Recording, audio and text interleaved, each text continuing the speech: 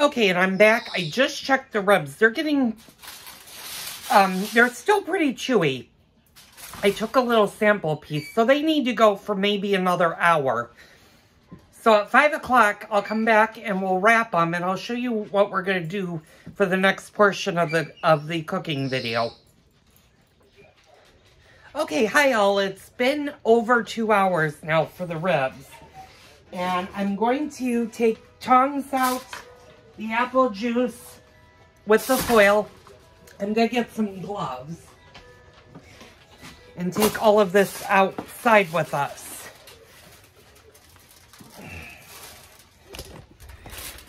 So give me a second. You guys might wobble for a minute. Or look at the sky.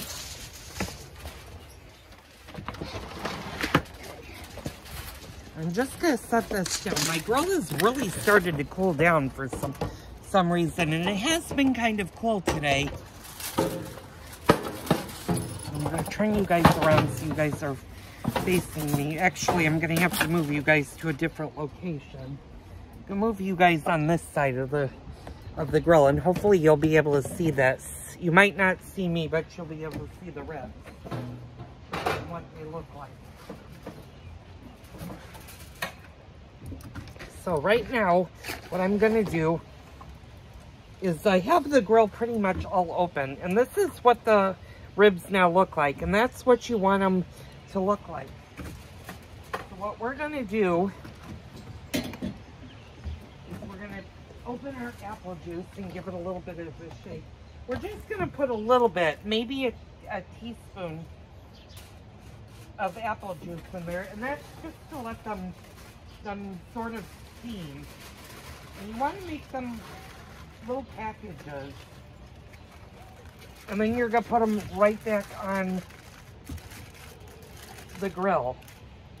And they're going to steam for about a half an hour to 45 minutes.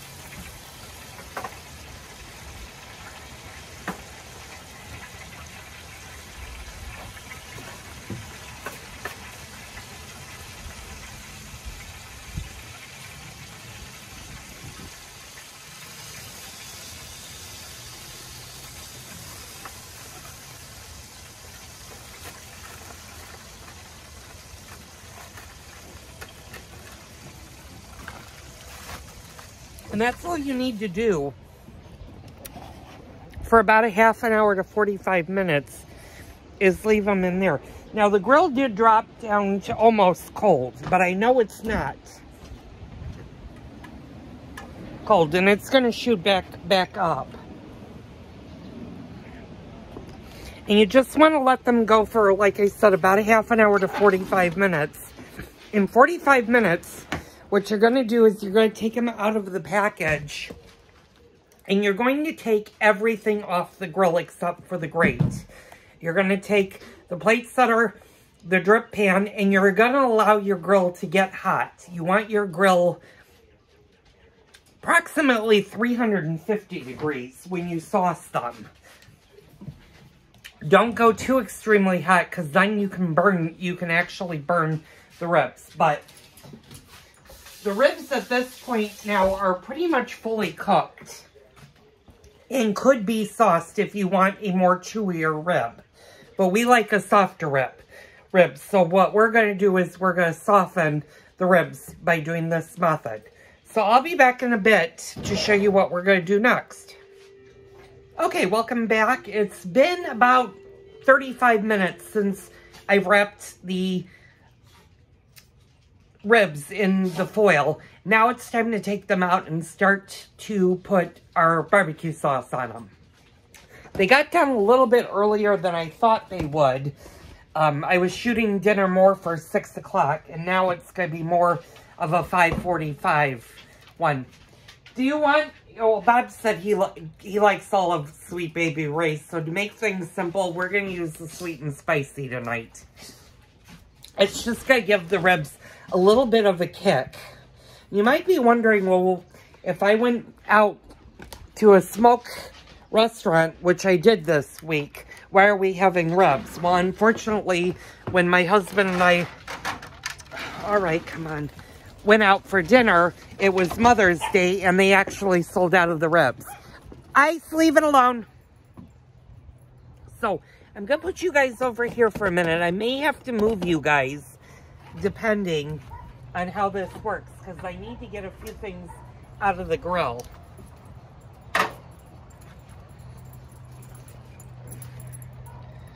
So what we're going to do is we are actually going to take our gloves. I'm going to pop this open. And I'm going to lift these out. Put them right on there. I'm going to get my brush out of there though.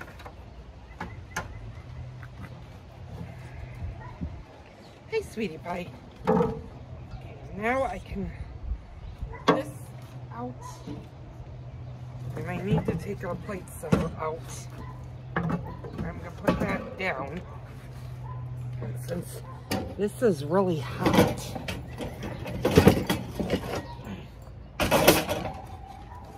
Bella Bee! Bella, enough! Sorry, my dog is there. I'm going to put the pit, I'm going to set the pit temperature for a lot hotter. I'm going to go for 350 degrees.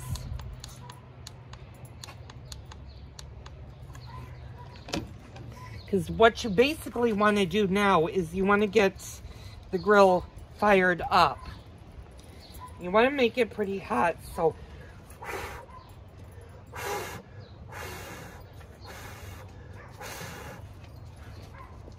and that's exactly what I'm going to do. Now, I need to watch the dogs a little bit because things are really, really hot.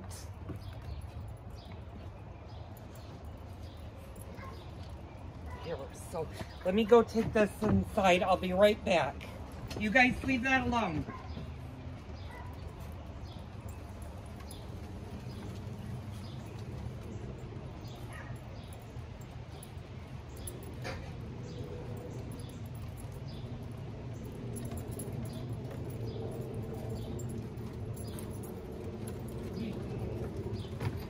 Yeah, you guys don't jump, please.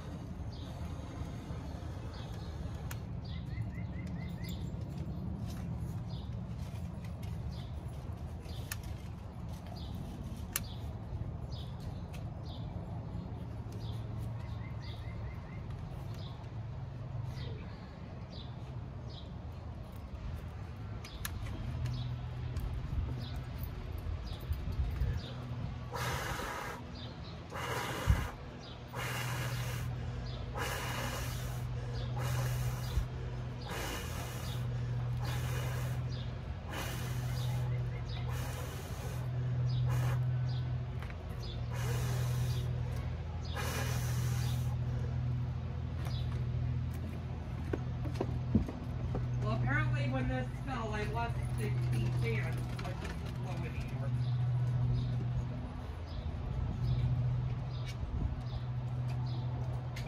But it's still light.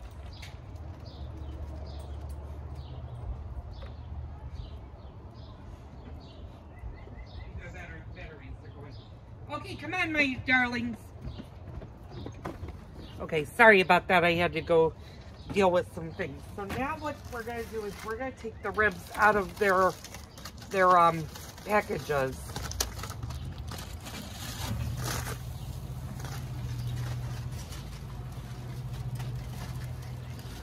Leave it.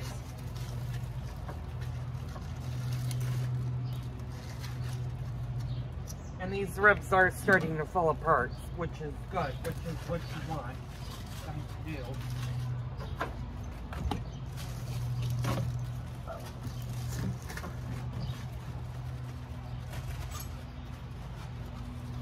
Just taking all of our ribs and we're putting them on the grill. One more package to do. Ooh, a little bit hot. So we're gonna flip them over. You guys can't really see this, but that's what the ribs look like before they're sauced. So now what we're gonna do is we're gonna add our barbecue sauce. And what I usually do is I just put the sauce directly on the ribs, and then with a brush, I'll brush them. It's usually about 7 minutes per side with it, depending on how much sauce you want to add to your ribs.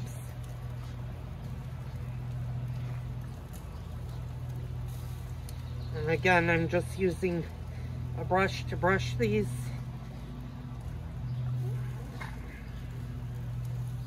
And this will just give them a really nice tangy thing. You want to make sure that your grill, though, is not really enormously hot. So you kind of want to keep an eye on your grill temperature because you don't want to burn the ribs. So now that that's done, I'm going to leave our thing out. I'm gonna go take this into the house and I'll be right there. Okay, so what I did is I took the plate setter off the grill. I also took the rack, which is now sitting in the sink. You're not gonna be using that anymore, including the drip pan. Those are all cooling down and ready to clean. I left the cookie sheet outside because you are going to want to put your ribs once they're done to bring them in. You can use the plate, but I find using the cookie sheet is much better than using the plate for bringing them in. Now what you're going to want to do is you're going to want to get everything together. Since we're just having coleslaw with this tonight, all I have to do is get that out of the refrigerator. So I don't need to do that right away. But if you're going to do like a baked potato or a vegetable like corn on the cob goes really well with ribs. The only reason we're not having corn on the cob is it's May and it's not corn season here in the Midwest. And I don't have any frozen corn. So that's pretty much it. I will show you the ribs. I'll show you the final product when I pull the ribs. They've got 4 minutes. I'll flip them and I will barbecue the other side, flip them, and then I'll put more sauce on the front of them and then it'll be time to eat. So I'll be back in a little bit. Okay, my timer just went off. I just flipped the ribs and I sauced the other side. After 6 more minutes, what we're going to do is we're going to flip them one more time and put a little bit more sauce on them. And then we're going to pull them and we'll be ready to be eating dinner tonight. The ribs took about 3 hours versus the 4 hours. Sometimes it takes longer depending on your grill's temperature.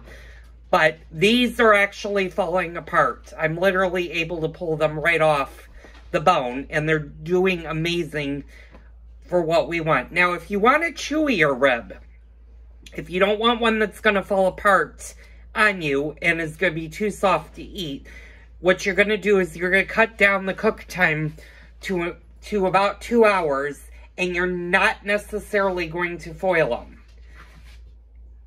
You'll just leave the foil off and sauce them right away. If you want more of a melt in your mouth one, you're going to go a little bit longer, and you will foil. The foil and the moisture from the apple juice, or beer if you use beer, makes the ribs fall apart. They make them very tender and very soft, and that makes a really, really good rib. We smoked this with pecan and apple today, so we'll see what the flavors are like. They are pretty dark, so they did get a lot of smoke. So, I'll be back in 4 minutes, and I'll show you the final product. Okay, I'm back. I just pulled the ribs off, and that's what they look like. They're totally done. They're actually falling apart, like I said. And the coleslaw is also all done. So I hope you guys enjoyed this video. Tune in tomorrow for another fun-filled Cooking with Joel video. Don't forget to hit the like and the subscribe button to get notifications of when I do a cooking show. I did decide to come back for one quick second, and that's to show you the final presentation product. You got your ribs and your coleslaw, and that's dinner for us tonight. So again, thank you for tuning in. I hope you enjoyed this video.